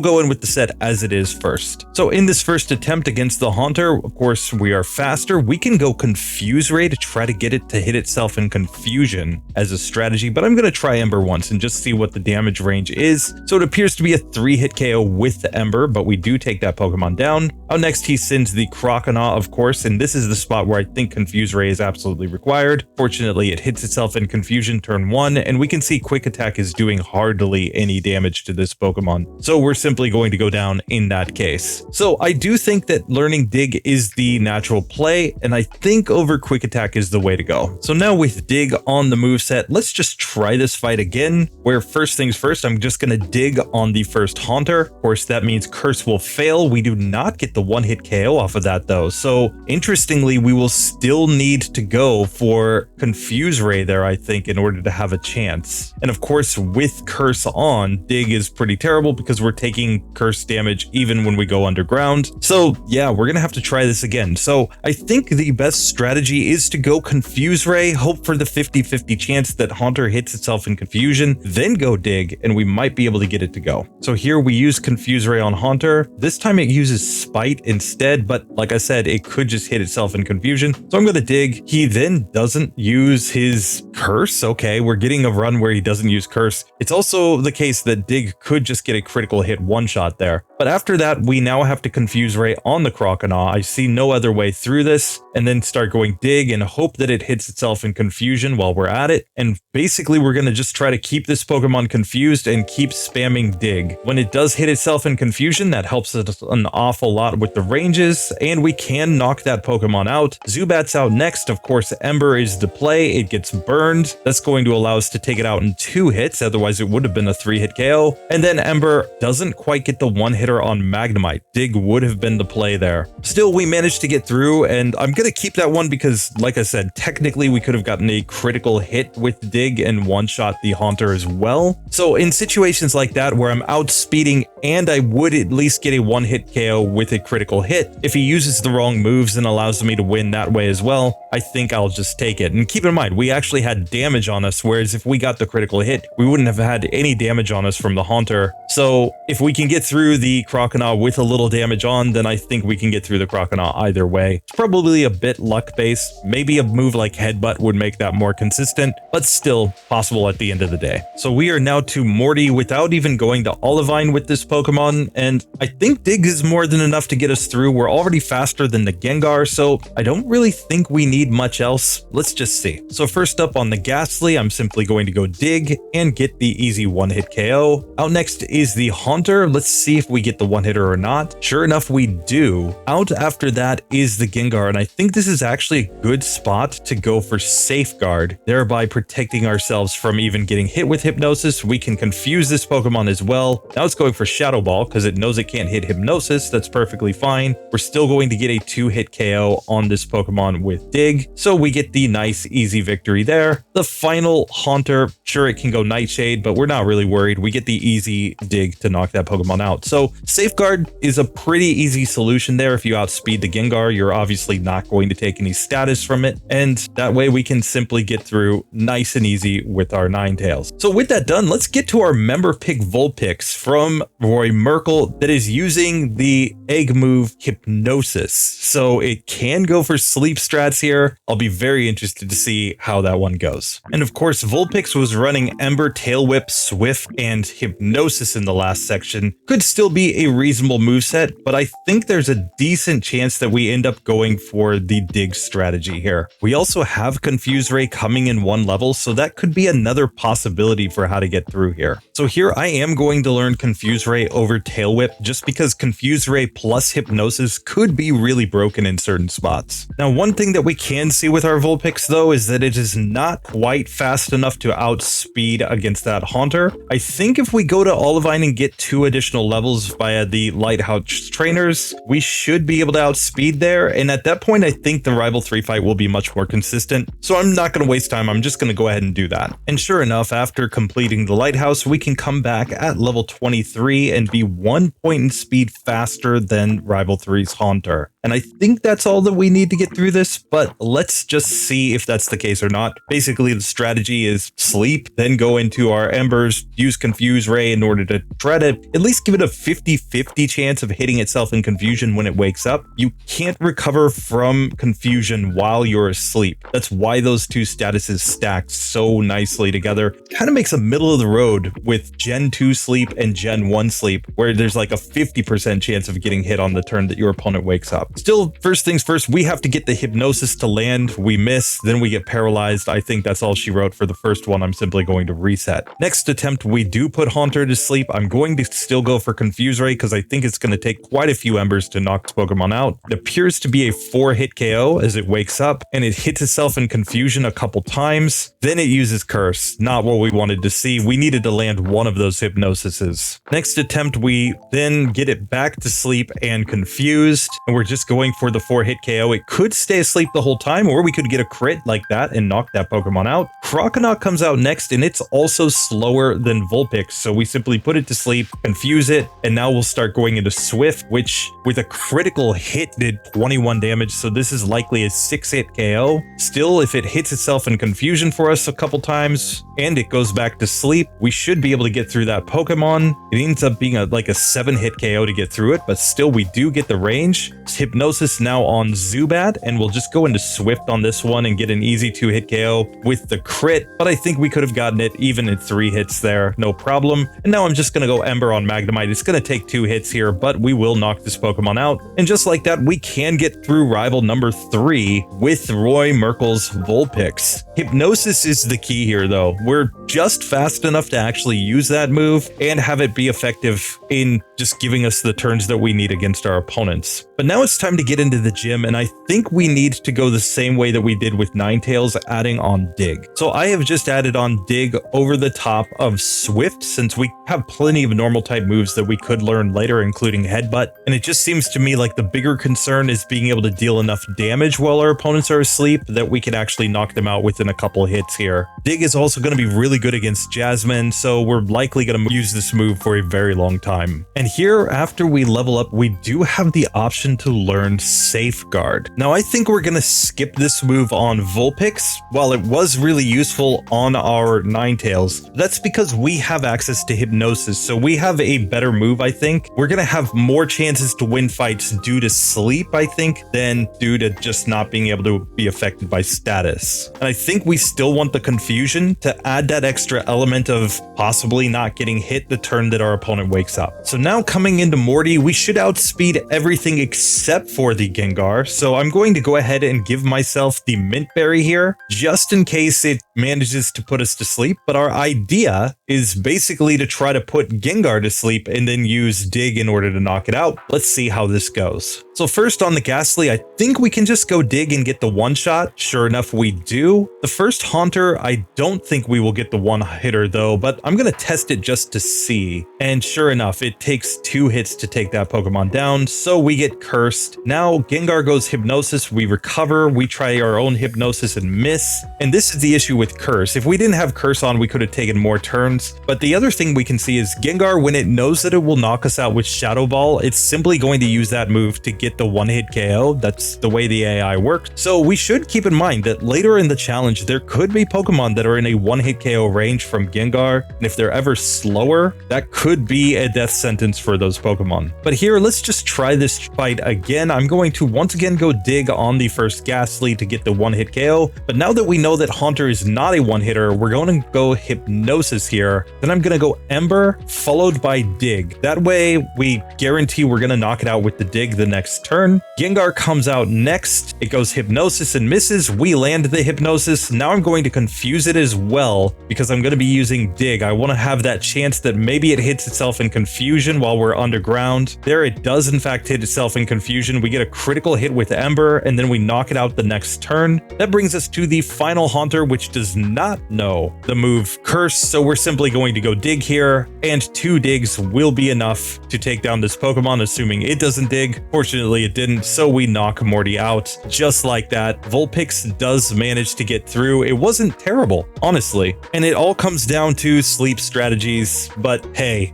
that was the best feeling member pick I think we've had so far in this section, which is kind of nice get back for this Vulpix because it's been kind of struggling in certain spots, but here, smooth sailing, and it might continue value in the next section. Like, we may be able to just go to Jasmine after the Rocket Hideout and get a pretty easy win. And then the question just becomes, can we find a way through Chuck? I mean, Poliwrath isn't a super fast Pokemon, and if we get to Flamethrower at level 31, we should have a pretty good move for dealing with Price, so we'll just have to see, but Vulpix might keep going for a minute here. But with our Vulpix done, I now want to check in on a couple more Pokemon. Of course, we've got the legitimate challenger, the Psychic Flying Pokemon that is Venomoth, but we also have the member pick Flying Grass Jumpluff, which only got to this point by learning a Psychic type move in Confusion. So who knows which Pokemon is going to be the better fake Psychic type? I'm not sure, but let's get into it. We'll start off with that Venomoth. Now, of course, Venomoth did have to go return strats in the last section, but this is a fast Pokemon that knows Confusion and Disable, so there are some options here. We've also got Supersonic to confuse our opponents, so it's probably not going to be super consistent, but I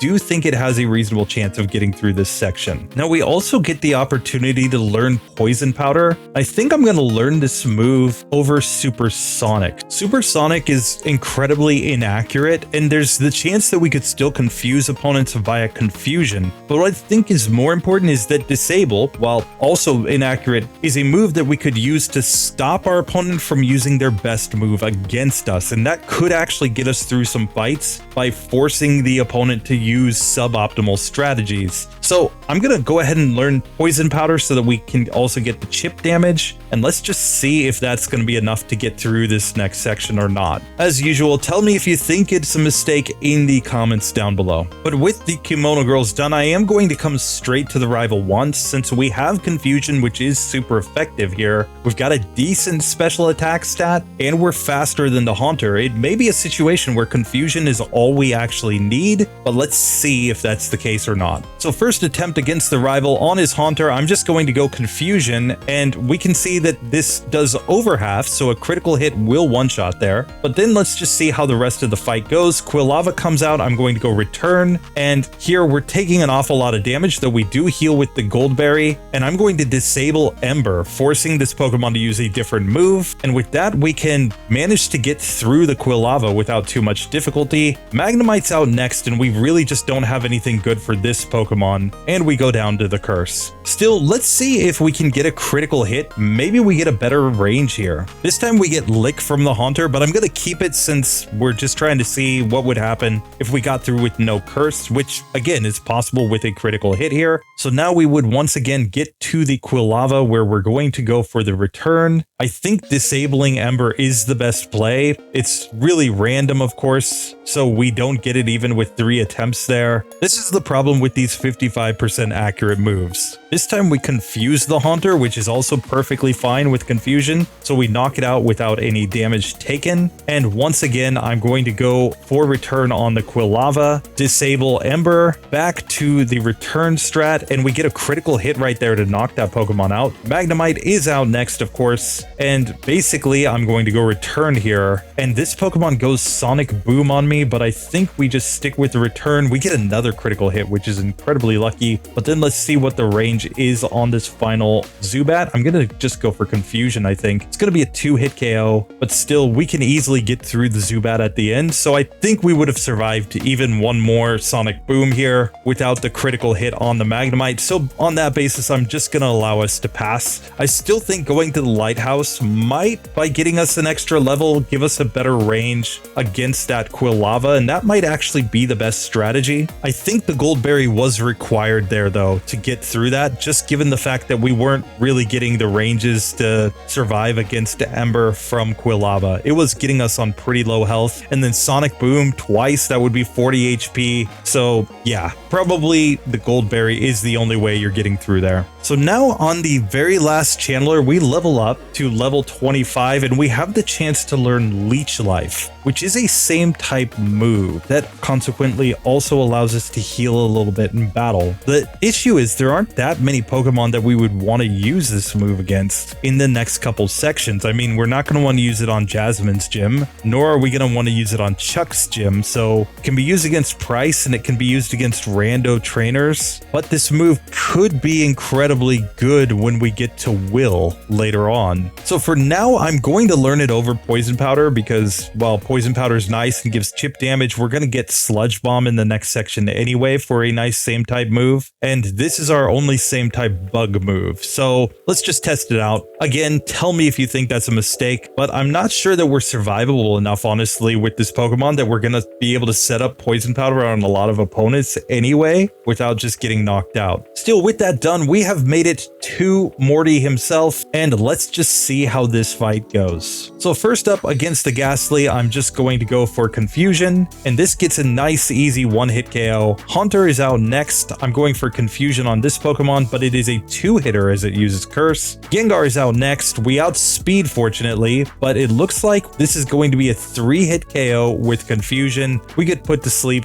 and then Dream Eater simply ends us. So the Mint Berry, I think, is the key, and we might still be better off just going to Olivine to get the extra level. So here we come back to Morty with the Mint Berry on, and we are one level higher after going through Olivine's Lighthouse, and let's just see if that affects ranges at all here. So of course, first up, we have the Ghastly. We're just going to go with Confusion and get the easy one-hit KO there. Haunter is out next. We don't quite get the one-hitter, but it's confused. Still, it uses Curse all the same. Next, we can go Confusion on the Gengar. It's very close to 50%, but we don't quite get it. We do heal with the Mint Berry here to avoid the sleep, and he's all the way down to like 1 HP remaining. So yet again, this could be a two-hit KO range, but then he puts us to sleep a second time, and that guarantees we lose the first attempt after coming back. Next attempt, we get a critical hit on the Haunter, allowing us to knock it out without Curse being put on us. We can now go Confusion on the Gengar. It goes for the Hypnosis. I'm going to try to disable Hypnosis, and we fail, which means he simply knocks us out this time. But we may have had the two-hit range there. I should have just gone for Confusion again. So let's just see what range we get here. This time, it's not quite enough to be a two-hitter. He misses Hypnosis, though, so I'm just going to go for Confusion again. He's down to 1 HP, but he misses Hypnosis again. Now anything works. We'll just go Leech Life and knock that Pokemon out. The final Haunter comes out here. Now Nightshade, I think, is enough to kill us, so we're gonna need to get the right range here, I think. We confuse the Haunter, and it goes Nightshade, but we survive with 1 HP, allowing us to knock it out on the next turn with our Hypnosis, and just like that, we do manage to beat Morty on minimum battles with Venomoth. It's actually incredibly close here. Like, you would think that Confusion would be enough to make this fight fairly trivial, but it turns out that without the same type attack bonus in that move, it's actually pretty sus. Of course, if we came back with the proper typing, with the Psychic Flying type Pokemon, we'd be perfectly fine there. But alas, Game Freak put the wrong typing into the game. But with that done, let's check in on another fake Psychic type Pokemon in our Jumpluff. So of course, we are running the Jumpluff for Waferking PM. Thank you very much for your support. And this Pokemon is running Confusion, Synthesis, Sleep Powder, and Tackle. I actually think this moveset on its own is going to be enough to get through this section, just because Sleep is going to be incredibly broken, plus we can heal in battle. Like, that just seems kind of ridiculous and OP to me, but let's see how it actually works out. And now via level up, we can actually learn the move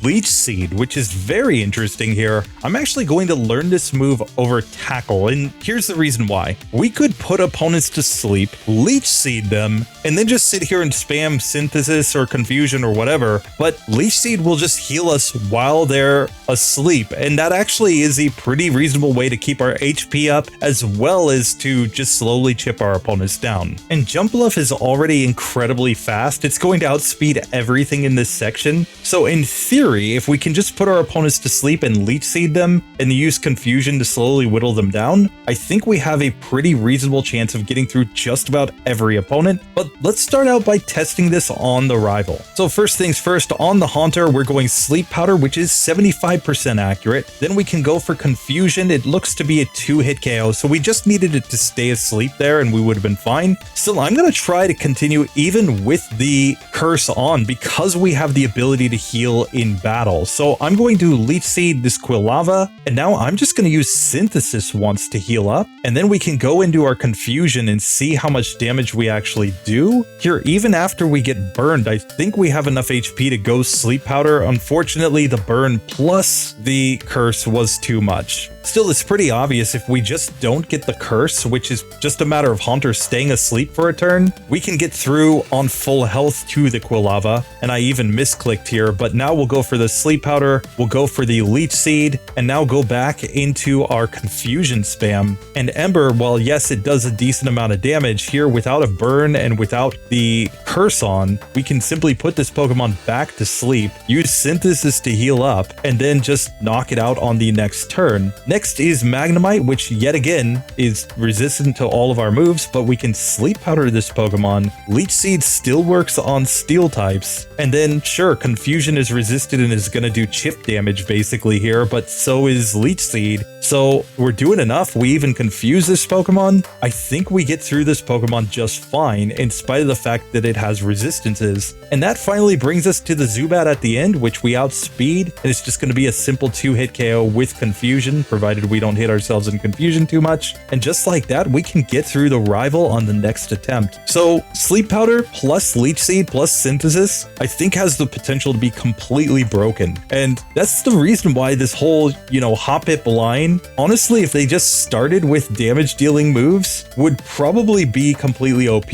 Or even if they started out with like Synthesis and Leech Seed, they could theoretically get through a lot of opponents. Of course, Sleep Powder is the key to making this whole thing work though. But with that, we have made it to the gym. We still haven't gone to Olivine, but I don't think we need to. Let's just see if we get through with Confusion here. And of course, we make quick work of all the rando trainers in the gym, with the only thing being that we don't one-shot against any of the Haunters here. So I'm pretty sure we're gonna have to sleep the Haunters on Morty's team as well. Let's just see how this goes though. So first up, we have the Ghastly. I'm gonna try to one-shot this Pokemon with Confusion. Sure enough, we do get the 1-hit KO. Haunter is out next. We're going Sleep Powder, we miss, but it goes Nightshade. That's not really the end of the world. Unfortunately, after that, it gets Hypnosis and Curse on us, which probably means we lose. So we just need better sleep luck there, and I think we'll get this to go. But it's also worth noting that Ghastly is not a guaranteed 1-hit KO. It can actually be a range here. So we end up taking 2 Confusions and getting Spite from the Ghastly. Still, we managed to get Haunter to sleep this time, and we can get the 2-hit KO, but it wakes up and uses Curse on us. Now Gengar, we're gonna sleep this Pokemon and go for Confusion here. Looks to be a 3-hitter, but provided that we can get the range here, we should be able to heal up on the last Haunter with our Synthesis. In fact, we even level up, so I'm going to go for the Sleep Powder. We miss, but if we had gotten it, we would have been able to start healing up, and I think we would have been fine. So I'm just gonna reset here a couple more times. So this time Haunter stays asleep, allowing us to get through with no curse. Back to the Gengar, we missed the first Sleep Powder. It's missing Hypnosis, so that's perfectly fine by me. And now with it asleep, I'm going to go into my Confusion spam, and we managed to knock this Pokemon out with no issues this time. And on full health to the final Haunter, I think there's nothing to do but just use the Confusion and get the easy 2-hit KO. So just like that, we easily managed to get through Morty. And honestly, I think this set could carry for a while. I mean, it's gonna already be good enough against Chuck's gym. I think we just go there and destroy him because we're fast enough, I think, to outspeed everything, so it's just a matter of landing the sleep. Price's gym, well, technically we should be really weak against the Ice-type moves. Again, he doesn't have fast Pokemon, so I think it's gonna deal enough damage to get us through. So then the question is, of course, a Jasmine. It is worth noting that by that point, we could get the Solar Beam TM and use Sleep plus Leech Seed plus Solar Beam plus Synthesis to try to cheese our way through that fight. We'll just have to see if it works or not, but for now, Waferking PM, thank you so much for your support. You are moving on. So with those channel member picks out of the way, I just want to give another massive thank you to Roy Merkel and Waferking PM. Roy Merkel has been here. He was the very first channel member, 16 months. Waferking has already been here for 10 months. I can't say how much I appreciate it, guys. And if you'd like to save a Pokemon in this challenge, consider joining the channel memberships and letting me know. There are also currently only 25 member picks, but there are 28 channel members. So there are 3 people who have to get me their picks still, Now there is one member pick that isn't currently showing, and that is of course Flaafy from new channel member BChill817, so we'll get that on in time for that episode. But still, 2 more people need to tell me what Pokemon they'd like to support, and honestly there are tons of good options. We've still got Venusaur as one of our fails out there. Beedrill with the right moves could be incredibly interesting, and even something like Forretress is sitting out there, all just from the Falkner section. And then some really strong challengers like Tentacruel, Electrode, and Magcargo failed all the way back in the Bugsy section of the game. So there are some Pokemon out there that, in theory, if we gave them better moves, might be continuing in the challenge as a member pick, but just let me know if you're interested. But with that, we have 5 more challengers left today. Let's get into our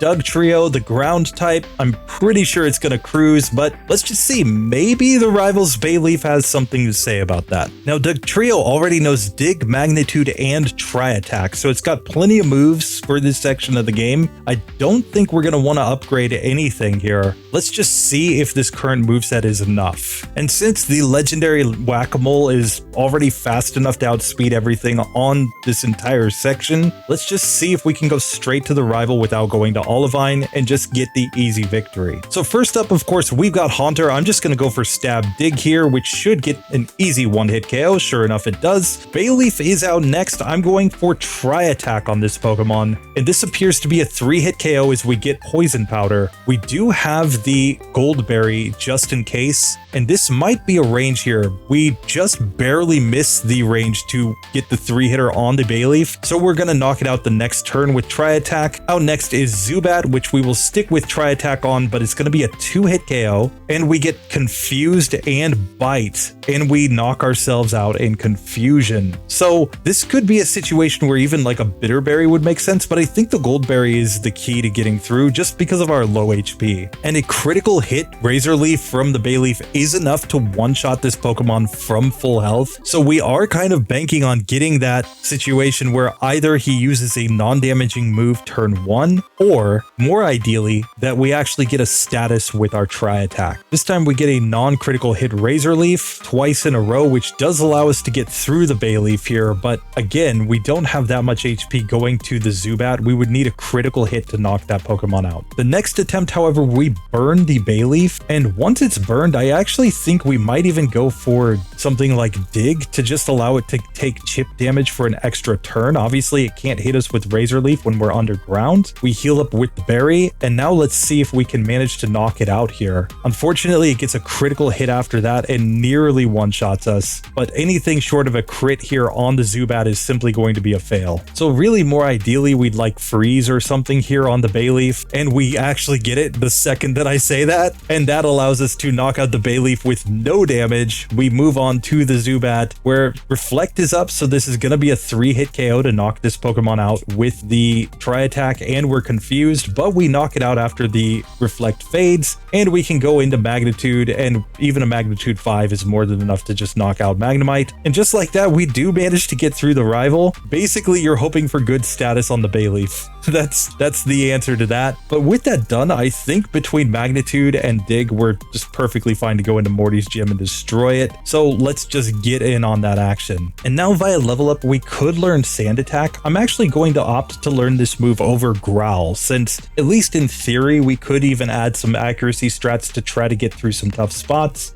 I'm not sure how useful that move will actually turn out to be in the long run, but for now, I think it's the best strategy that we can go for. I don't think there's a lot of situations where Growl in particular is going to be that useful. So here we've made it to Morty. I think we're basically just spamming Dig, but let's see if we can get the 1-hit KOs or not. So on the first Ghastly, of course, a single Dig is all that it takes. Gengar comes out next. He actually skips going for the Haunter, but we again get the 1-hit KO. So Haunter comes out after that. It's another 1-hit KO. And finally, the last Haunter never stood a chance. Morty just basically punted that fight. He was like, oh yeah, if he just one-shots my ace, I'm just not going to win this. So he just throws Gengar out. You know, he's like, go play Whack-A-Mole, but unfortunately the mole whacked him. So very, very nice. Dugtrio gets through. Now let's check in on Ampharos and Flaafy. Whitney and see how they go in this section. Now, Ampharos has a couple of elemental punches that are available to it here, as well as the possibility to add on things like Strength, Swift, or Headbutt without going into unreasonable TM's territory. Fire Punch might be necessary here to get through that Magnemite, just given the fact that we don't really have anything else good for a Steel-type Pokemon. Still, we'll just add those moves on if they become necessary. For now, I think the Kimono Girls will go just fine with our current moveset. So I'm going to come test out against the rival one time just to see what kind of ranges we get. Of course, on the first Haunter, let's just see what Thundershock does. We're slower than this Pokemon by 2 points in speed, so we're probably better off going down to the Lighthouse. And now Tackle does like nothing to the Magnemite. Thundershock does more, but still basically nothing to the Magnemite. So it's pretty clear we're not getting through this fight as we currently are. So let's go to the Lighthouse and gain a level just to see if that gets us into a speed tie with that Haunter, because otherwise I imagine that this fight is going to be pretty darn tough. So after gaining one level, we are now in a speed tie with that Haunter, but we also could see that we weren't getting a great range with Thundershock in that last attempt, so I'm adding on Thunder Punch and Fire Punch here. Basically, with these two moves, the idea is that we now have a super effective move for everything after the first Haunter, and you could certainly afford to get those items here. Like, we're up at 19,000 Pokédollars. Those are 3,000 Pokédollars each, so really not too bad to get them at this point, and that might just make this whole section more consistent. So here we can lead off with the Thunder Punch on the Haunter. It does knock it out after Curse, so it's basically a situation if we could win the Speed Flip and get a critical hit, we would definitely get through that just fine.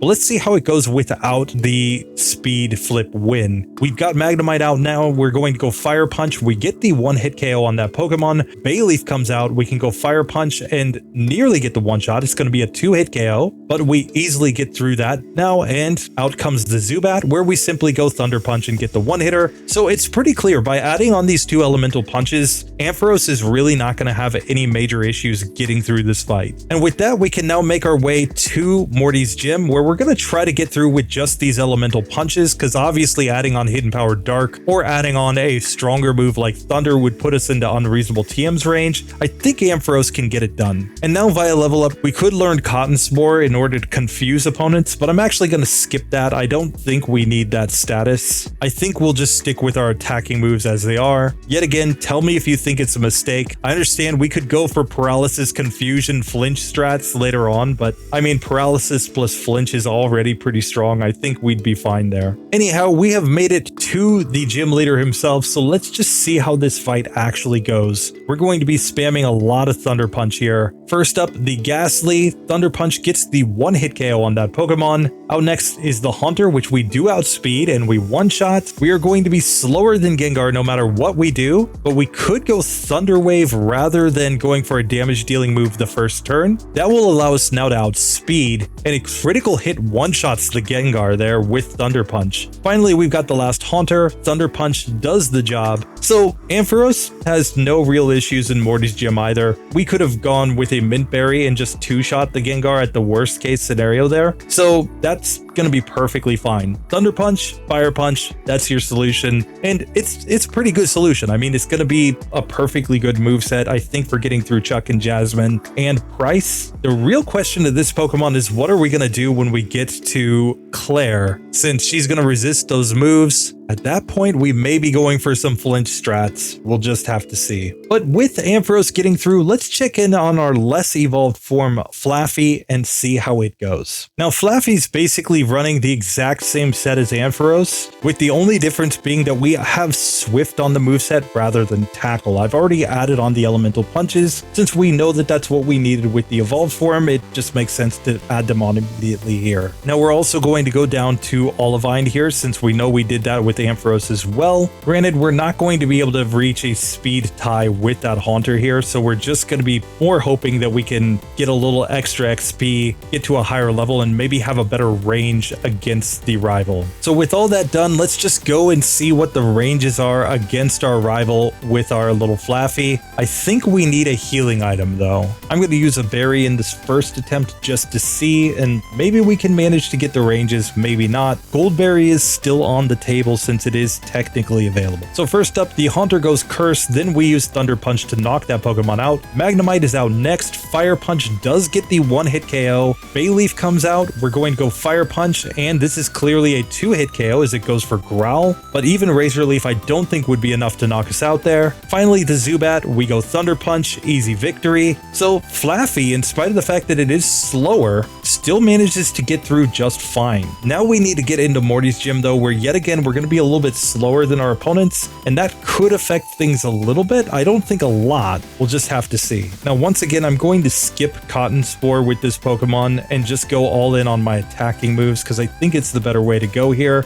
I think rather have more coverage and just have Thunder Wave as a way to basically paralyze opponents in a clutch situation rather than going for Cotton Spore. But again, tell me if you think I'm wrong. In fact, I would argue that the Thunder Wave is likely more important for this Pokemon given the fact that we're slower and more likely to need to outspeed opponents with Thunder Wave strats. So I think keeping Thunder Wave and honestly keeping all of our damage dealing moves that we have right now is the best strategy. But with that, we can come to Morty and let's just see if Thunder Punch gets us through this. So we do outspeed the first Ghastly, of course. We can simply go Thunder Punch and get the one-hit KO. Haunter out next though is slightly faster than we are. It goes Hypnosis, nothing we can do, it curses us, but then we do get a Wake Up and knock it out. The Gengar is out third and it lands Hypnosis, and that's basically all she wrote for this one. So of course, let's just give the Mint Berry so that we can have it when we need it and see if we can get a better range here. So this time we simply get Curse from the second Haunter, which I think is fine. Now Hypnosis misses from Gengar as we paralyze it. That means that we outspeed so we can get the two-hit KO. We wake up thanks to the Mint Berry, and the final Haunter comes out. It goes Nightshade. There's nothing we can do there, and we don't quite get the range to knock this Pokemon out, allowing him to simply Nightshade us down. So I think we have to avoid the Curse here in order to get through. So this time we get Nightshade and we paralyze the Haunter, allowing us to simply knock it out. Once again, I'm going to go Thunder Wave on this Gengar in order to try to just reduce the chances even more that I get put to sleep subsequently. So we do get through. We've got much better health going to the final Haunter. So I'm once again going to go Thunder Wave here so that I outspeed after that. And we get a critical hit, so it doesn't really matter. But at least this way we would have only had to take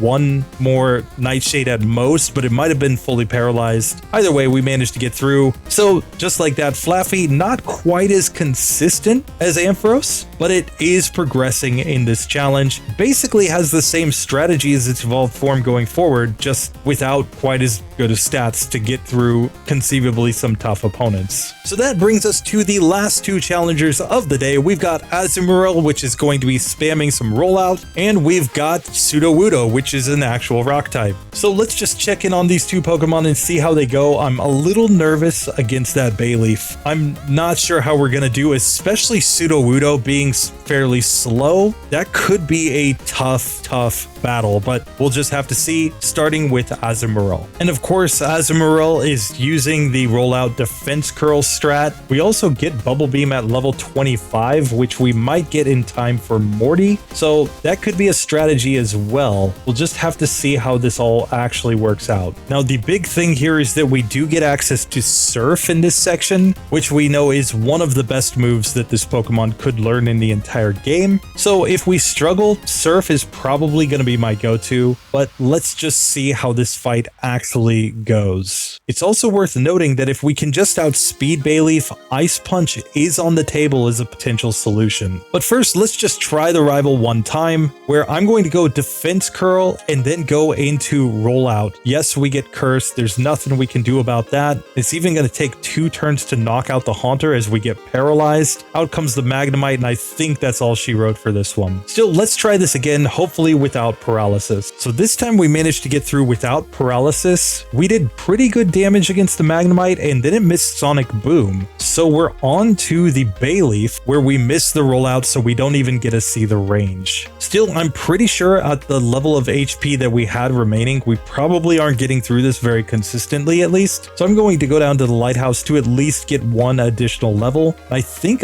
Ice Punch might be the way to go here as well. Also, I'm pretty sure that Surf is better than rollout here for getting through this fight. So I'm going to slap that move on. So I'm probably going to forget Tail Whip and Tackle in order to learn those moves. So let's go back to this fight now with one additional level and our additional moves. Basically, the strategy now is going to be to use Surf on the first couple Pokemon. Let's see if it's enough. So starting off, of course, against the Haunter, we're still slower, so it's going to go Curse. There's nothing we can do. This time it actually goes Lick though, so after the Lick we get the Curse. It's going to be a 2-hit KO with Surf either way unless we get a crit. Here we could learn Bubble Beam via level up, but we're just going to skip it since we've already thrown on Surf onto the moveset. Magnemite is out next, where Surf is going to get the 1-hit KO, so that's perfectly fine. Bayleaf comes out, we'll go Ice Punch, which puts this in a 2-hit KO range. Even a critical hit Razor Leaf is not enough to one-shot us, so we knock that Pokemon out. Finally, the Zubat. Ice Punch is technically a little bit stronger than Surf here, so I'm going to use the Ice Punch and get the 1-hit KO as we get to level 26. Just like that, the rival does go down, even with Curse on. And that's the thing, I mean, for things like Magnemite, since water is neutrally effective, Surf is at least a reasonable strategy, and that I think means we're going to do reasonably well against Jasmine with this Pokemon. We've got Ice Punch when we get to Claire even, so I think we're going to get through the next section just fine. But first we've got to get through Morty. So here we have made it to Morty himself. Let's just see how Azumarill does. Starting off against the Ghastly, I think this is a spot for Defense Curl into Rollout. We get Licked, but I think that's perfectly fine. It goes Curse as well, which is probably fine for us. We knock out the Haunter in one hit. Gengar hits the Sleep, so we definitely need the Mint Berry just to be a little bit safer here. I'm just going to reset on that first attempt. But let's see if the Mint Berry solves our problems. So here, back to Defense Curl. Again, Lick from the first Ghastly, and then it goes Curse, but that's perfectly fine. We one-shot the Haunter. Gengar comes out and goes Hypnosis, but we get a Wake Up, and Rollout gets the 1-hit KO as we get to level 29. Haunter comes out last, and we were able to just simply knock it out. It was a speed tie, but it's not like it could have done anything to knock out our Azumarill there. So yeah, sure enough, we get through just fine in the Morty gym. I kind of expect that when we've got Rollout on the moveset. I expect basically every Pokemon to get through that. But still, it's nice to see Azumarill moving on, and we'll just have to see how far this Pokemon actually gets in the challenge from here. But with Peekaboo done, let's get to a fake tree Sudowoodo and see if it can actually get through this section of the game. Now, Sudowoodo comes in knowing Rock Throw, Mimic, and Flail, and it also has access to Dig and Elemental Punches, as well as some stronger normal type moves in Strength and Headbutt, so plus Rollout. So there are a lot of options available to this Pokemon. The issue is entirely just its speed. So I think on Rival number 3, we're probably going to go the Quick Claw with this Pokemon to try to outspeed and use Dig on the Haunter in order to avoid the Curse. Then we're going to probably go for Rollout at that point, if I have to guess, in an attempt to try to build up enough damage to get through our opponents, since Rollout is a same type move. Granted, Ice Punch might be the solution for the Bayleaf, we'll just have to see. Now with our low speed, I'm actually just going to go to Olivine and take on the battles there, since most of them we actually have a type advantage against and can get through, I think, pretty easily. By gaining a couple levels, I just think that we're at least going to give ourselves the best possible shot against the rival. So with that, we are ready to go into the Rival 3 fight. We have learned Low Kick, which will give us a move that's pretty good for the Magnemite. We just have to see if we can manage to get through anything though. So I'm going to lead off here with a Goldberry on. Let's just see if maybe the heal is enough to get us through this fight, but otherwise we're going to have to start experimenting with movesets. So first up, we've got the Haunter. It goes Curse. I go Rock Throw to get the KO there. Bayleaf comes out next, and I'm going to go for the Rock Throw. The fact that it didn't go for Razor Leaf tells me that we probably survive at least one hit from Razor Leaf. In fact, we do. We survived there as well, but we just didn't have enough HP between Curse and the poison powder. That being said, I'm a little bit nervous here because I don't think we would do enough damage even with a move like Ice Punch given our low special. So I'm actually going to try this again, but with Rollout on the moveset. So I'm going to learn Rollout over Rock Throw, and let's just see what this does to our ranges here. So here we go, Rollout. It's going to take 2 turns to knock out the Haunter, and then we miss our Rollout the second turn. So clearly that's a reset, but if we can get through without missing any, maybe we have a shot here. This time we do manage to knock out that first Pokemon. We get Razor Leaf from Bayleaf, and we don't quite get the one-hit KO here, allowing it to almost knock us out with a Razor Leaf the next turn, but we actually survive. We outspeed against the Magnemite, allowing us to knock that Pokemon out, and now Zubat is the only Pokemon remaining in our way, but it's faster and we miss the Rollout, so we didn't even get to see the range on that last Pokemon. So let's try this one again just to see if we can get a better range. This might be as simple as just needing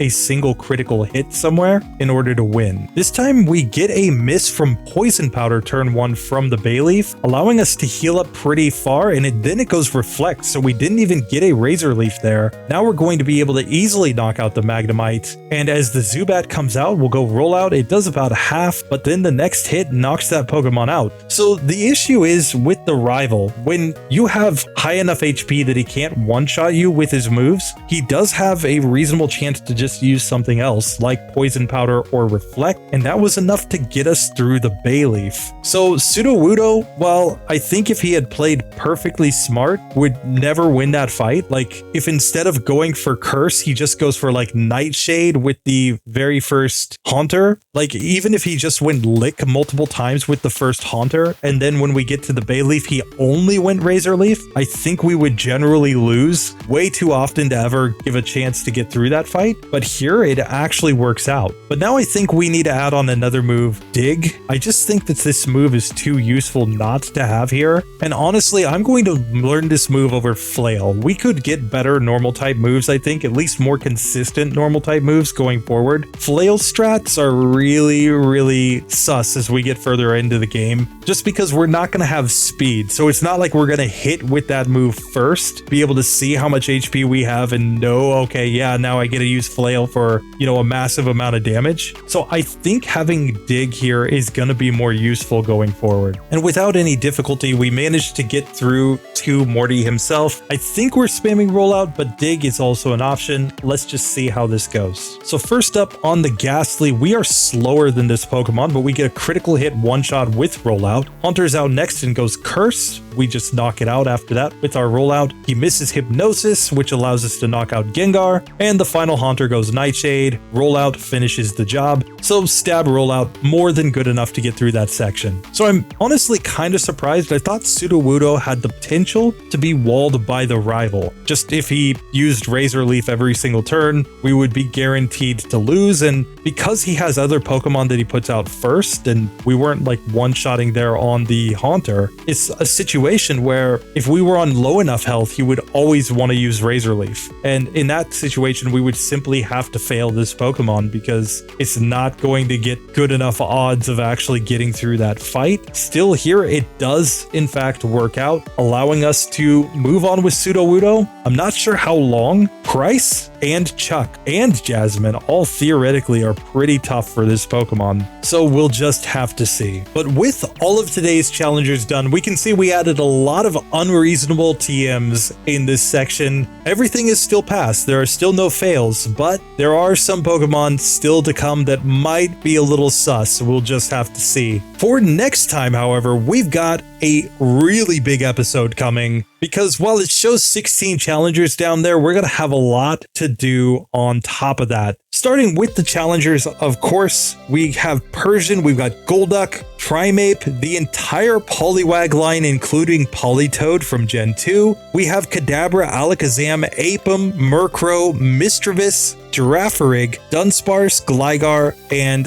Steelix. Some of these I think are pretty obvious. If they have, you know, good stab or something, they may be able to just get through. Normal types have generally been pretty overpowered here as well, so I think they're going to get through just fine. But there are some Pokemon that I think could at least have some troubles. Poliwag is a first stage water type, so in theory at least, Bayleaf could be an issue. Steelix is fairly slow and has low special, so yet again, the rival could be an issue there. We'll just have to see. Obviously, place your predictions down below. On top of that, we're going to add in some more member picks. Because we've got Golduck, that means that the Psyduck has to come in this episode, as well as Abra, since we're running its evolutionary line. But then we also are at the point in the Pokedex where my personal Pokemon, Arcanine, would come up in the challenge. And we know that Arcanine always goes one gym ahead of everybody else, but in this case, Arcanine is going to be doing 3. We are going to scout ahead the Chuck, Price, and Jasmine sections with the legendary dog to see just how they actually go with this Pokemon. Obviously, I predict that Jasmine will probably be the easiest of those gyms overall, given the fact that we've already got Flame Wheel. We're going to have to find a way through that Poliwrath though, and it's not like Price isn't using any water types in his team, so yet again could be a little tough. We're just gonna have to see if Arcanine has enough to get through, or what kinds of strategies ultimately work out. Anyway, place all of your predictions for next time. Another massive thank you to the channel members for today. If you'd like to join, consider just clicking that button down below. With that, I will see you guys in the next episode. Later.